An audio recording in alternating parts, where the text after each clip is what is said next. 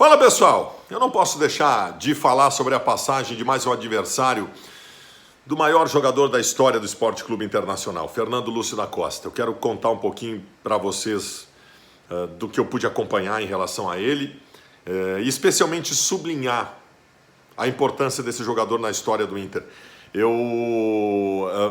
Alguém me pediu, conta a história do Fernandão no Inter. Eu não vou aqui buscar dados, número de gols, quando chegou, como fez. Isso é o que menos importa, porque eu estaria tratando ele como um jogador normal.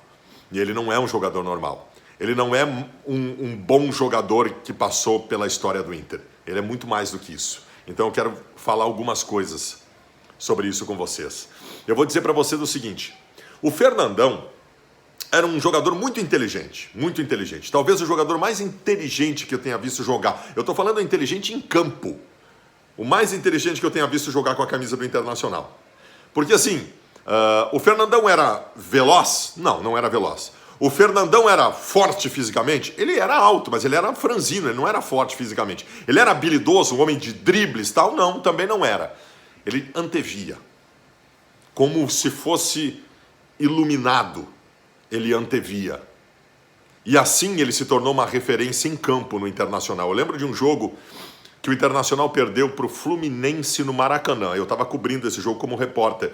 E na volta no aeroporto eu conversei. O Fernandão não jogou, ele estava suspenso. O Inter perdeu e eu conversei com o Rafael Sobis na volta e o Rafael Sobis me disse o seguinte: cara, quando o Fernandão não está em campo, a gente fica perdido.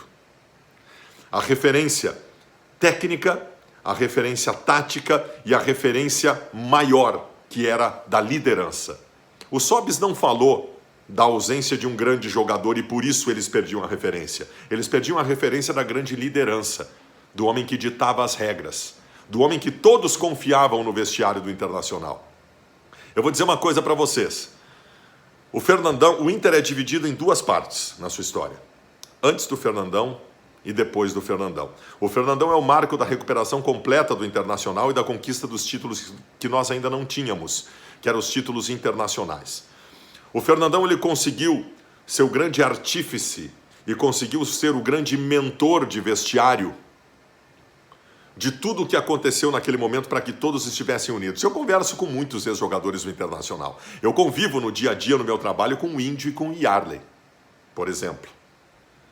E esses dois me passam o que significou o Fernandão como referência. Já conversei muitas vezes com o Alex sobre isso também. O Tinga já me falou algumas vezes também. O Fernandão era um monumento no vestiário do Internacional. Todo o grupo olhava para o Fernandão e sabia o rumo a seguir. E eu vou dizer mais, não só os jogadores. O Abel também.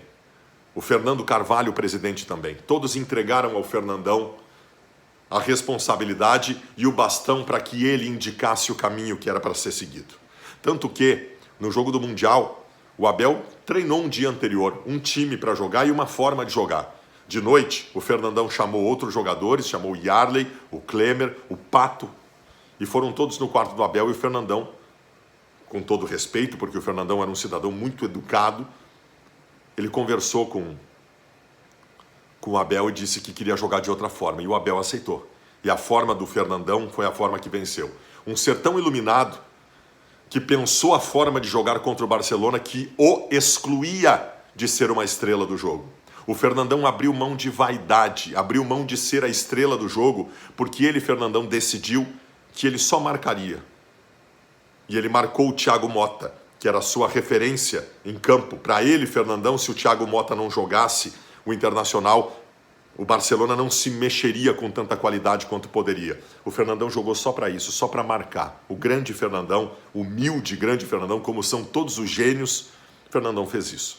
Fernandão abriu mão de ser a estrela do Mundial, porque ele não foi a estrela do Mundial. A estrela do Mundial foi o Gabiru, foi o Yarley que deu assistência, mas todos eles sabem que tudo aquilo aconteceu por causa do Fernandão. Por causa do Fernandão. Eu vou dizer uma coisa para vocês.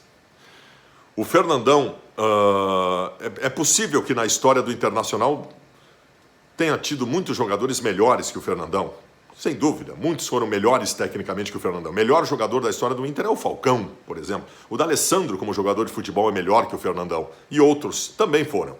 Não tenho dúvida disso. Mas nenhum é mais importante na história do Internacional do que o Fernandão. o Fernandão colocou o Inter em outro degrau, numa outra ideia. Um Inter maior do que sempre foi e já era gigante. O Inter de hoje, que briga por todos os títulos e que é um dos maiores clubes do futebol mundial, chegou a isso pelas mãos de Fernandão, pelos pés de Fernandão e pela mente iluminada de Fernando Lúcio da Costa. E vou dizer mais para vocês, nunca, jamais, alguém vai ser mais importante para a história do Inter do que Fernandão. Independente do que aconteça de agora por diante. Porque o que ele fez, o tamanho do que ele fez e de onde ele colocou o Inter, o máximo que alguém poderia fazer é manter. Mas quem levou a isso foi ele. Fernando Lúcio da Costa, o maior jogador da história do Esporte Clube Internacional. Valeu.